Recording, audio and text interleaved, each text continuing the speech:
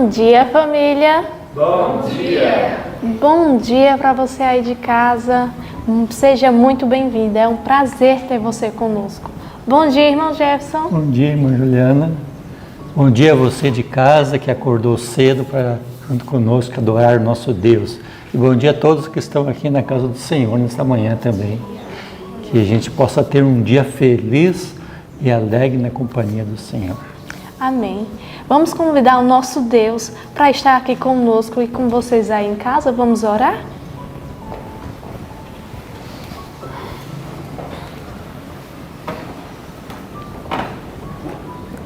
Oremos.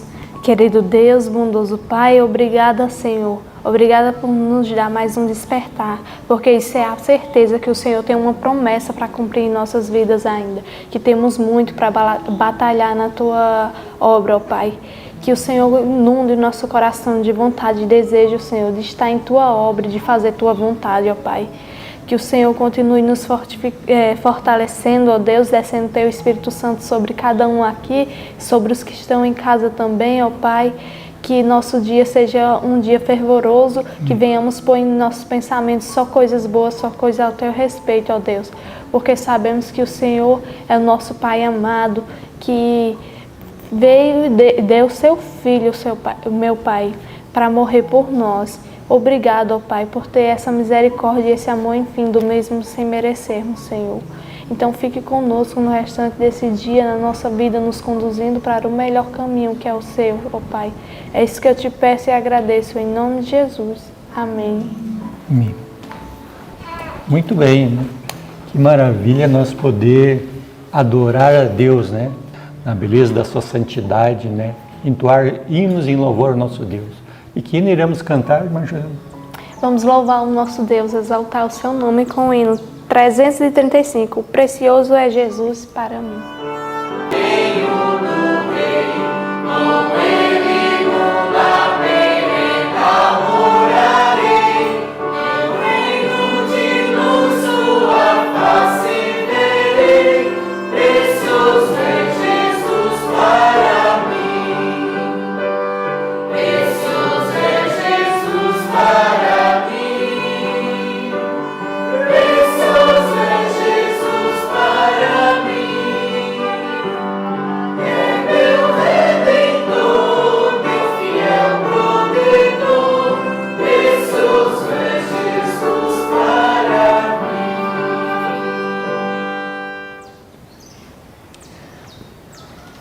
E outra parte importante do nosso culto a Deus é nós gravarmos um trechinho da palavra de Deus cada dia, para que a gente possa passar meditando nele.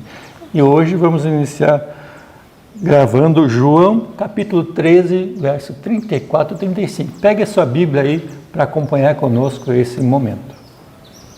Vamos juntos no 3? 1, 2, 3. João 13, do 34 ao 35.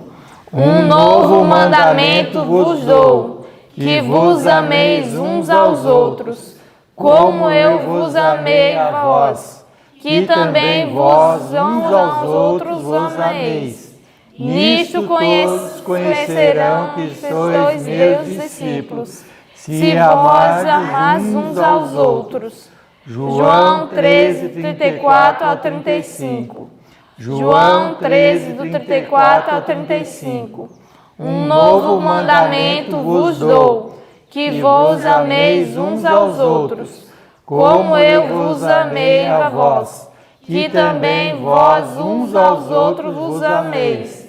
Nisto todos conhecerão que sois meus discípulos, se vos amardes uns aos outros.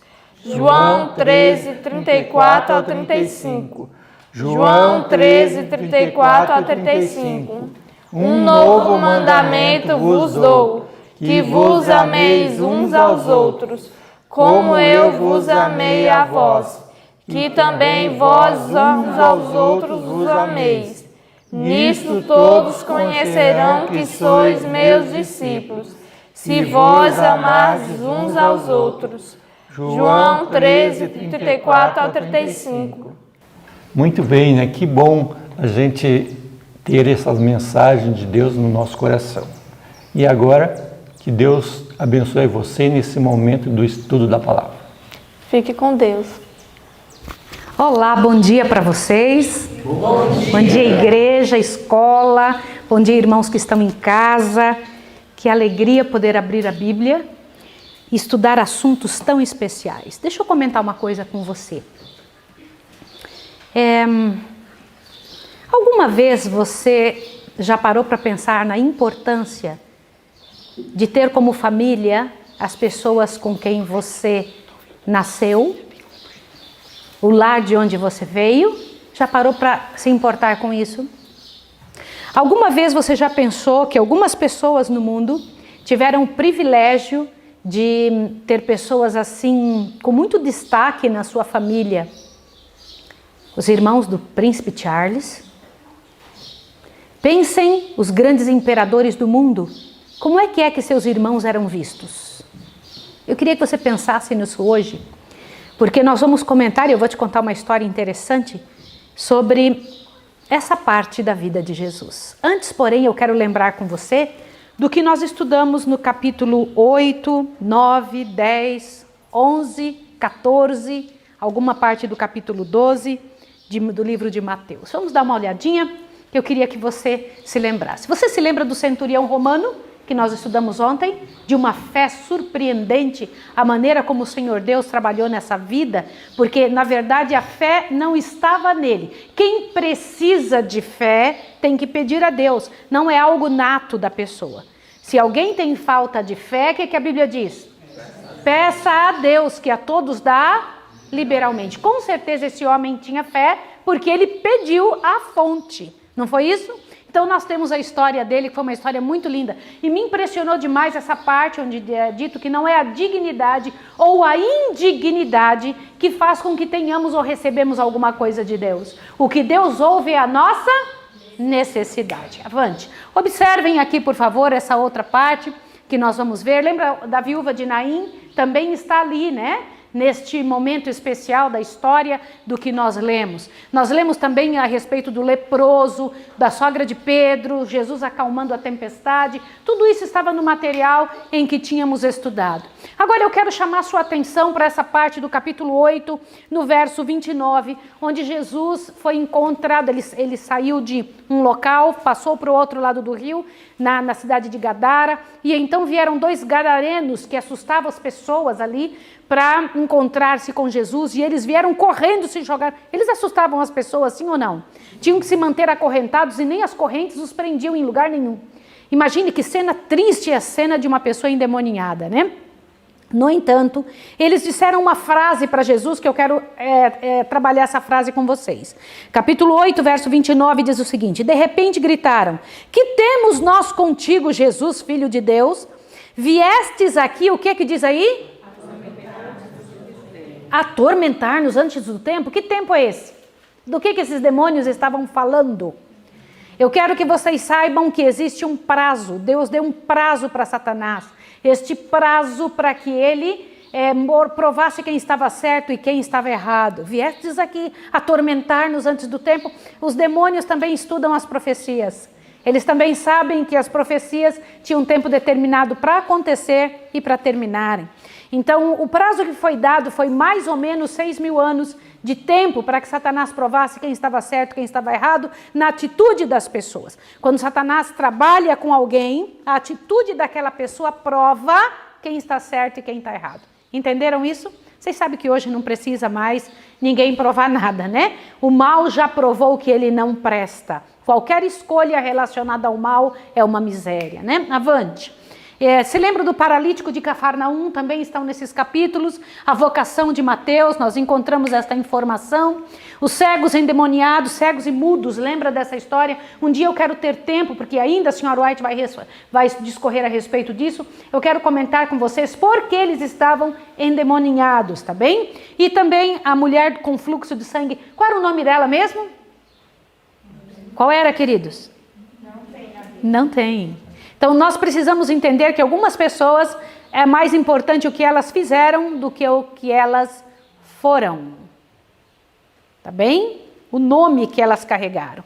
Avante, nós temos mais algumas informações. Isso daqui me chamou muita atenção. Peça ao Senhor que envie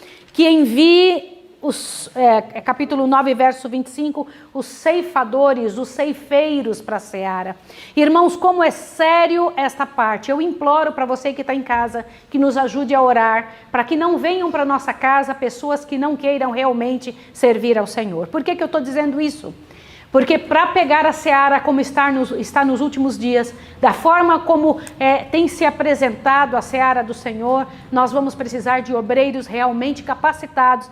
E capacidade não é saber fazer alguma coisa, é estar disposto a se entregar nas mãos do Senhor. Gente que esteja comprometido com a verdade. Gente que queira realmente trabalhar para Deus. Minha oração tem sido essa: Senhor, tem misericórdia da nossa vida e nos ajude a fazer o melhor que podemos aqui, para que possamos ser dignos de receber pessoas que estão prontas, entregues na tua mão, Senhor. Trabalha com esses corações e manda para a escola de profetas, Pai Santo, para que possamos treiná-las e elas trabalharem, terminando a grande obra de colheita que o Senhor tem para entregar nas mãos dos anjos quando Jesus voltar. Capítulo 10 de Mateus fala dos 12 e de sua missão, não é? Ali o Senhor Deus abriu espaço para falar para nós e trabalhou entre as dificuldades e as recompensas, né? O Senhor Deus disse: eu não vim trazer paz à terra, mas espada. Vocês vão ter dificuldades por trabalharem comigo, né? Quem não toma sua cruz e segue não é digno de mim. Quem não deixar seu pai e sua mãe não é digno de mim. Quem mantiver alguma coisa presa na sua mão não é digno de mim. Tem que haver uma entrega total. Quero dizer para vocês que não existe como haver entrega se não for completa. No reino de Deus é sim 100% ou não é. Esta é a verdade, tá? Então é importante que você veja. O Senhor Deus também, no capítulo 10, ele trabalha em cima de algumas informações muito interessantes sobre a árvore e seus frutos, né? O capítulo 12 comenta sobre isso. Uma árvore boa produz bons frutos. Como é que você conhece alguém? Pelos frutos que estão por fora, não pelo coração que está por dentro, porque coração só Deus é que sabe. As pessoas falam que Deus quer é o... Bom, essa é uma meia verdade. Deus quer o seu coração, mas são as tuas obras que provam quem é que está comandando o seu coração. Por isso Jesus disse que a árvore boa, em capítulo 12, verso 33, diz que produz bons frutos, e a árvore mal produz maus frutos. Que coisa tremenda, né? O Senhor Deus também falou alguma coisa sobre os fariseus, as blasfêmias deles, né? No 12, capítulo 22 em diante, e a cura do homem com a mão ressequida, no capítulo 12, verso 9 em diante. Ali nós temos alguns detalhes interessantes também. O Senhor Deus comentou sobre o sinal de Jonas. Valeria a pena você parar para observar. Mas termina o capítulo 12 falando da família de Jesus. Opa, peraí, entrou uma foto aí no meio? Que foto é essa? A família de Jesus. Irmãos, quem são esses? Observem quem são. Como é interessante conviver com... Mãe. A sua mãe está ali? É. E quem são aquelas pessoas que estão lá? Hein? Olha lá, o tio Murilo, tio Molinaro e tio Marcos. Eu me lembro que no dia que eu postei essa foto, alguém disse assim: toda a família tem um brincalhão, né? Lá atrás está meu irmão brincando, dando risada. Aquele que está atrás dando muita risada é o pai da Duda, é o pai da Tainara. Vocês sabiam disso? Olha ele lá atrás, é o pai deles, do Juninho e do Lucas também. E o Murilo ali, o meu irmão e eu, nesse dia, foi um dia muito interessante, foi o aniversário de 81 anos da minha mãe, né, de 80 anos. Minha mãe estava completando o aniversário e vieram todos os irmãos. Como é importante ter família, sim ou não? Não é gostoso? Não é bom lembrar das pessoas com quem convivemos, que viveram conosco? Mas na família de Jesus não era assim. Os irmãos de Jesus tornaram o ministério de Jesus extremamente angustiante. Como Jesus sofreu. Como Jesus viveu angustiado. Aliás, já era duro viver com sua família. Olha o que eu vou dizer. Como assim? É isso mesmo. Imagine uma pessoa diferente dentro de uma casa em que, na verdade, ele se sentia e se comportava, olhe bem, diferente do restante. O trabalho de Jesus já era penoso por si só, mas os irmãos dele tornavam ainda mais difícil esse trabalho. Por quê? Primeiro, eles achavam que Jesus estava meio louco. Começaram a ouvir falar que ele passava a noite toda em oração, que às vezes não comia para poder atender pessoas e dava a comida que tinha para os outros. Eles falaram, ele enlouqueceu. Diz que multidões vinham atrás. Não, ele enlouqueceu. E chegaram para Maria e falaram, gente, vamos resolver essa situação. Por quê? Porque ele está nos dando vergonha. Ele fala contra os fariseus, contra as pessoas mais importantes de nossa época. Não, vamos lá falar. E conversaram com Maria, disseram, quem sabe pelo amor que ele tem a você, Maria, ele vai mudar de ideia. E tentaram pedir que ele tivesse maior prudência. Irmãos, quando no texto foi dito isso, eu me impressionei. Como é que os irmãos de Jesus queriam? Queriam que Jesus tivesse maior prudência nessa vida que estava levando. Sentiram vivamente a vergonha de seu parentesco com Jesus. Ai, que coisa terrível. Irmãos, vocês já pararam para pensar de quem estes homens estavam sentindo vergonha? Estavam sentindo vergonha do Criador do universo, do Filho de Deus, do Redentor deles. E aí, gente, me doeu demais aqui uma parte do escrito do capítulo 33. Nossa, quando eu li isso daqui, eu fiquei dizendo, gente, o incrível é que os fariseus diziam que Jesus curava pelo poder de Satanás. E Jesus tinha explicado que atribuir a Satanás um poder que é de Deus é pecar contra o Espírito Santo. Sim ou não? Como assim? Várias pessoas dizem isso. Cuidado quando você diz assim, aquela pessoa é do capeta. Cuidado que aquela pessoa é de Satanás. Cuidado. Você não sabe o que você está falando. É pecado contra o Espírito Santo atribuir a Satanás um poder que é de Deus. Isso é muito sério. Pecado contra o Espírito Santo. Aqueles fariseus sabiam e já tinham se convencido que Jesus era o Filho de Deus? Sim.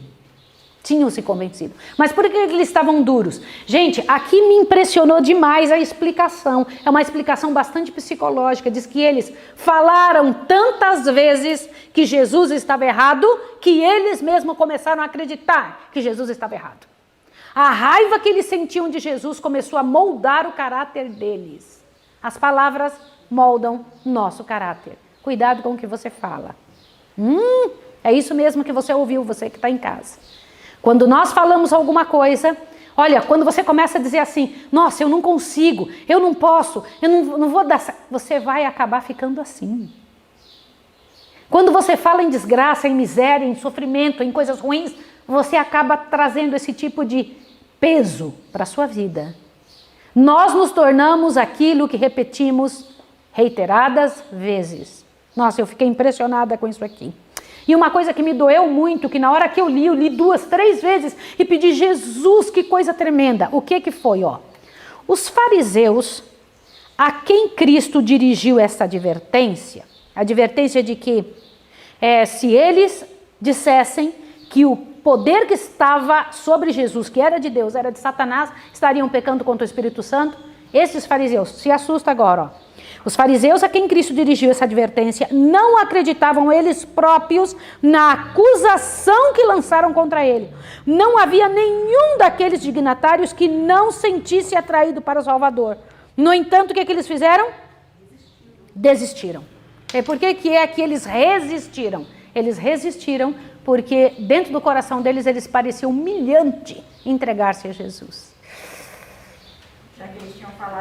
Já que eles tinham falado tão mal, então o negócio agora era sustentar isso. E o poder de Deus acabava saindo deles. Gente, um negócio tremendo, né? Irmãos, a mais poderosa força que se possa fazer atuar sobre corações humanos estava lutando com eles, mas eles não queriam. Não é Deus que cega os corações. Quero que vocês saibam disso. Irmãos, aqui vem uma parte importantíssima para você entender. Não é Deus que cega os corações. Não é.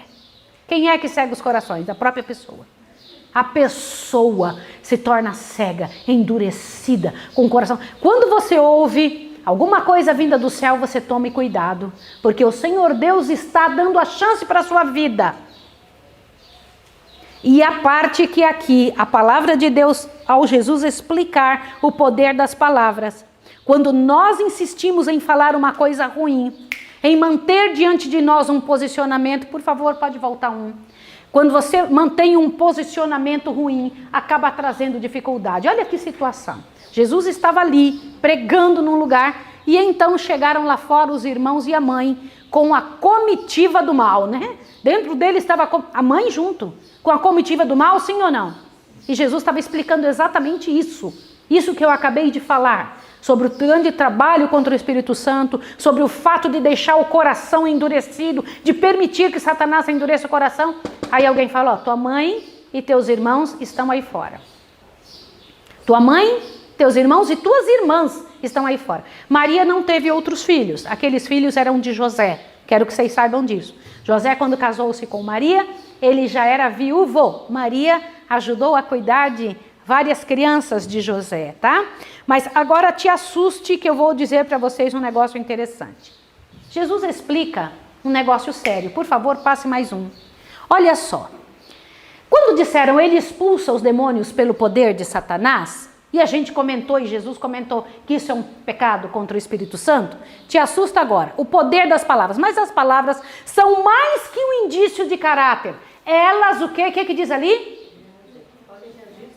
Reagem sobre o caráter. As palavras, elas reagem sobre o caráter. Você fala e seu corpo começa a agir de acordo com o que você falou. Isso é muito sério. Avante, ó. Não é só pela resistência, mas pela negligência que a alma é tomada por Satanás. Vocês sabiam? Não é só a resistência, é pela negligência. Às vezes, isso daqui me fez pensar muito essa manhã. O quê? Te assusta agora. Às vezes uma pessoa até sabe que está errada, mas não busca o poder de Deus. Aí o que acontece? Aquele demônio que foi expulso da alma traz mais 7 demônios consigo para usar aquele corpo que foi deixado sem o poder de Deus. Por exemplo, vou explicar o que acontece. Uma pessoa estava num determinado pecado e ela então entende que está errada, fala, não, eu estou errada, eu preciso mudar de vida. Só que ela sai do pecado, mas não busca Deus. Quando não busca Deus, o demônio que encontra a casa vazia, olha que coisa séria, traz consigo quantos mais? O que a Bíblia diz?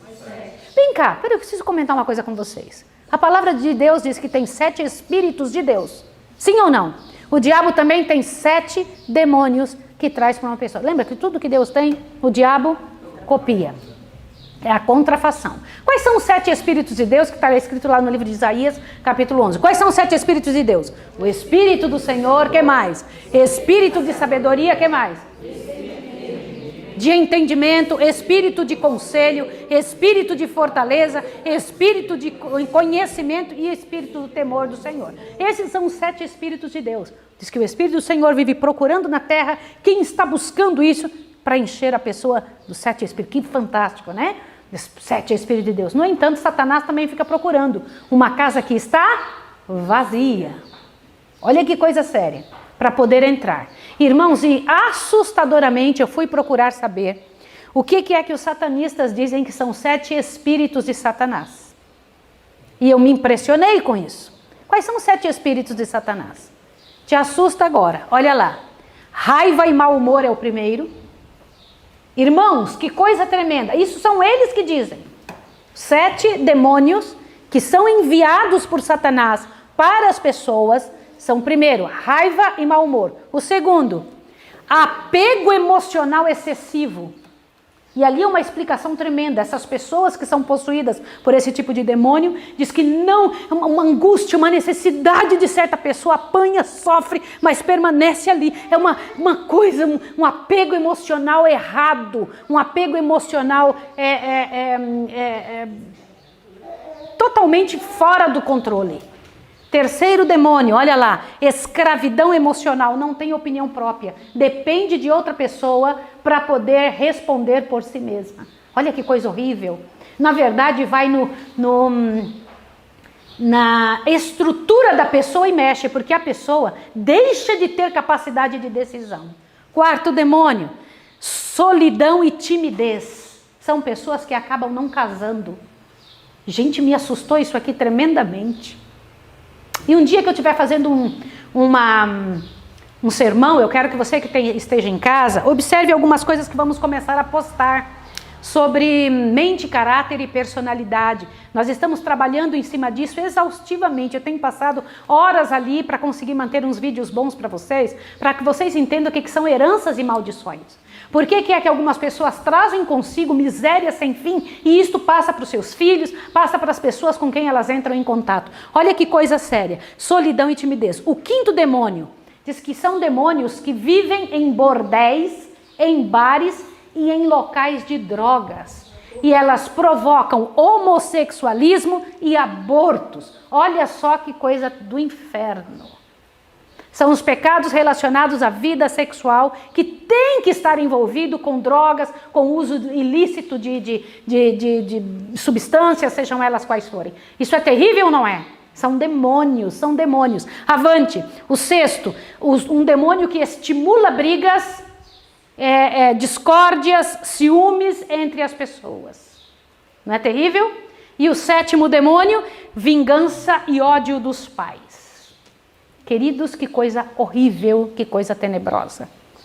Quando eu li isso, eu falei, meu Deus do céu, que coisa horrorosa. 7 demônios, então, vêm e entram naquela vida, né? Voltam e entram dentro daquela casa. 7 demônios piores do que os anteriores, né? Que estavam na pessoa, voltam e tomam conta dessa vida. Joselita quer falar?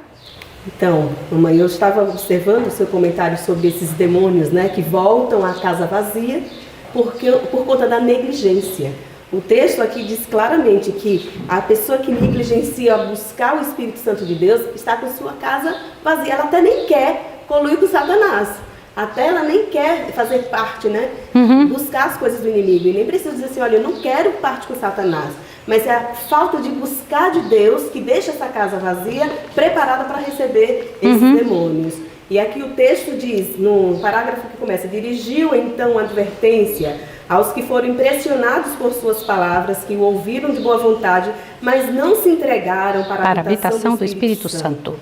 Não é só pela resistência, mas pela negligência que a alma é destruída.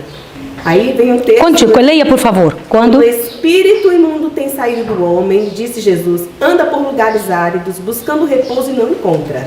Então diz, voltarei para minha casa de onde saí, e voltando, acha desocupada, varrida e adornada. Então vai e leva consigo outros 7 espíritos piores do que ele, e entrando, habitam ali. E o próximo parágrafo... É muito importante, leia esse próximo. Muitos... Assim, muitos havia nos dias de Cristo e há atualmente também, nos dias de hoje, né? Sobre quem o domínio de Satanás por algum tempo parecia ter cessado. Mediante a graça de Deus foram libertos dos maus espíritos e exerciam domínio sobre a alma. Regozijavam-se no amor de Deus, mas como os ouvintes do terreno pedregoso da parábola não permaneceram em seu amor, não se entregaram diariamente a Deus. Isso aí me chamou muita atenção. Isso é muito importante. É a entrega diária que faz com que a casa seja preenchida. Gente, filhos, vocês têm que ouvir isso. Vocês, servos de Deus, que estão aqui, todos nós fomos livres de algum pecado. Diz que se nós não segurarmos diariamente na mão do Senhor, nós voltaremos para o pecado, aquele de forma pior.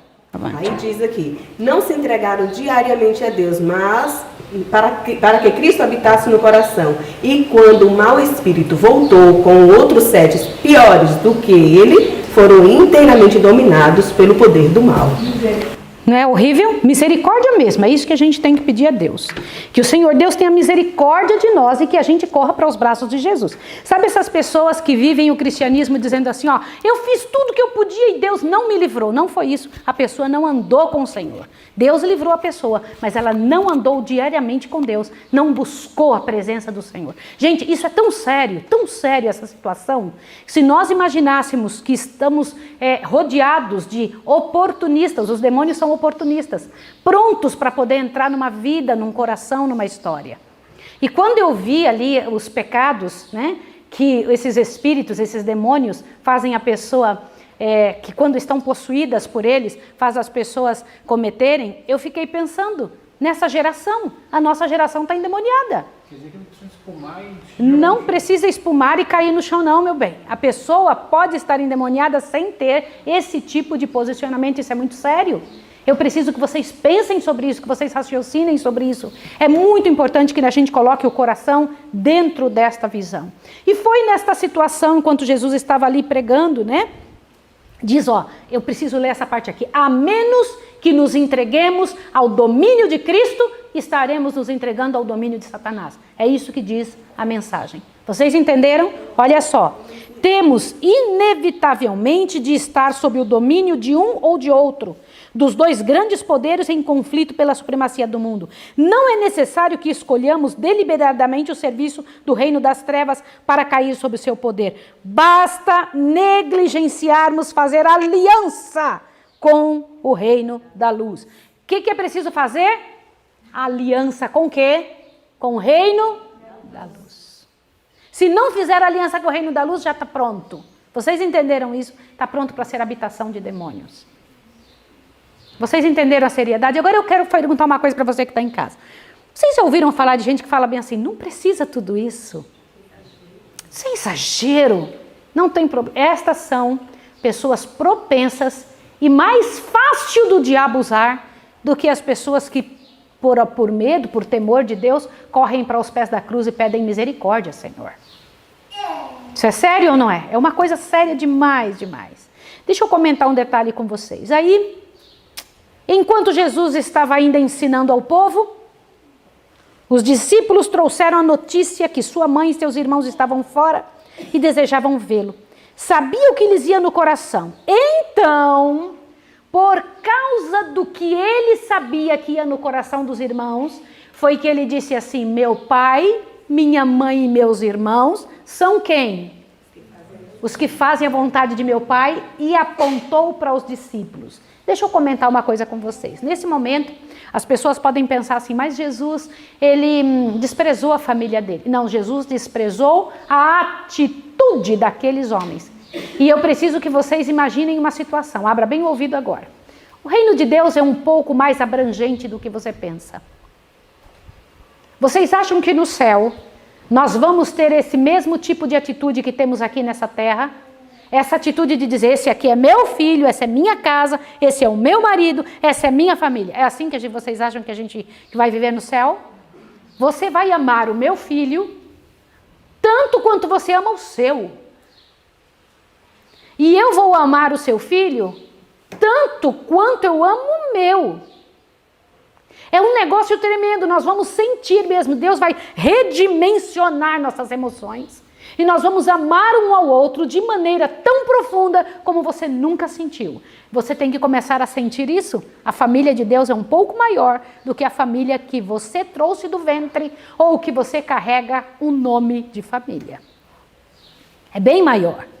E aliás, quando é que você se sente família mesmo?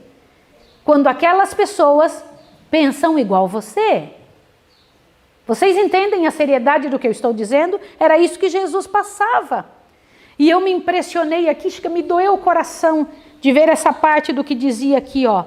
A incredulidade dos irmãos de Jesus lançou uma sombra sobre a vida terrena de Jesus. Foi uma parte da amargura daquele cálice de aflição que ele esgotou por todos nós. Outra frase tremenda, olha só. Seus irmãos apresentavam muitas vezes a filosofia dos fariseus, batida e mofada pelo tempo.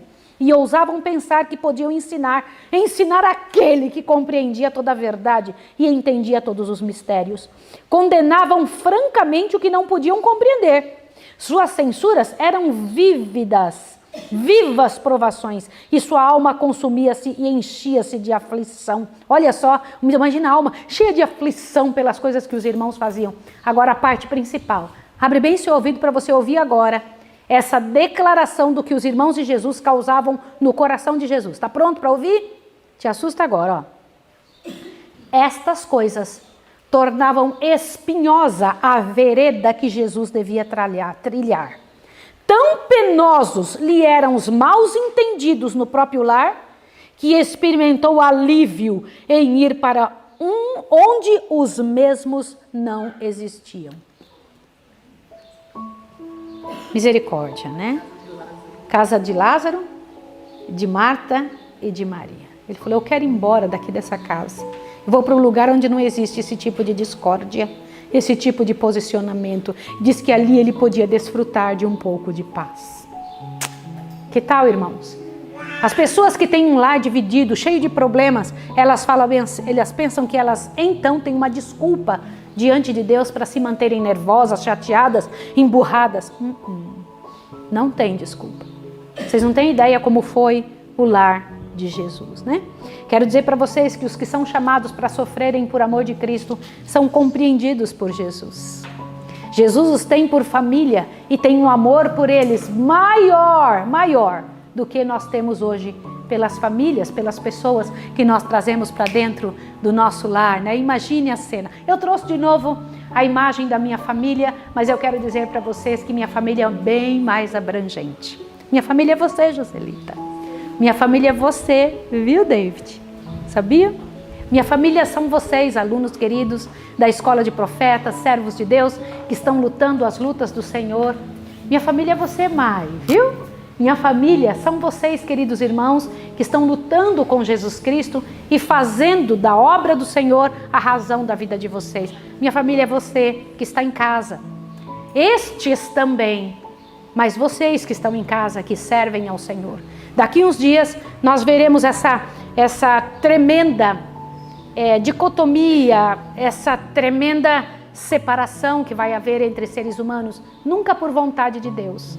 O Senhor Deus nunca quis que os seres humanos se dividissem como vão precisar se dividir daqui uns dias. E um vai entregar o outro.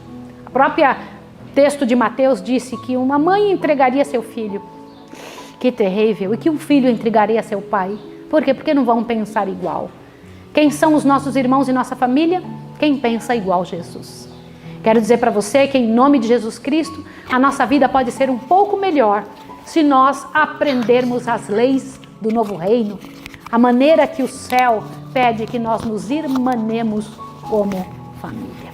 Que o estudo de hoje tenha feito diferença na sua vida, na sua história e no seu coração, que tenha dado para você a compreensão e a largueza do que é isso, da maneira como Deus trabalha estas situações na terra, essas situações diante do céu. Dá-nos um coração, Senhor, de criança, um coração, Pai de amor, que consegue olhar para as situações e sentir paz, sentir alegria e confiança tão grande nos pais, nas pessoas que cuidam dela. Devemos ter esse tipo de amor pelo Senhor, que é Pai de todos nós, da grande família de Deus. Nos ensine, Senhor, a vivenciar as coisas que o Senhor nos dá com um coração puro. Não permita que Satanás volte para a nossa vida, Senhor, e ajuda-nos, Senhor, para que mantenhamos diariamente comunhão contigo, para que o teu poder em nós expulse as trevas. Em nome de Jesus, amém. Até amanhã, um beijo. Tchau, tchau.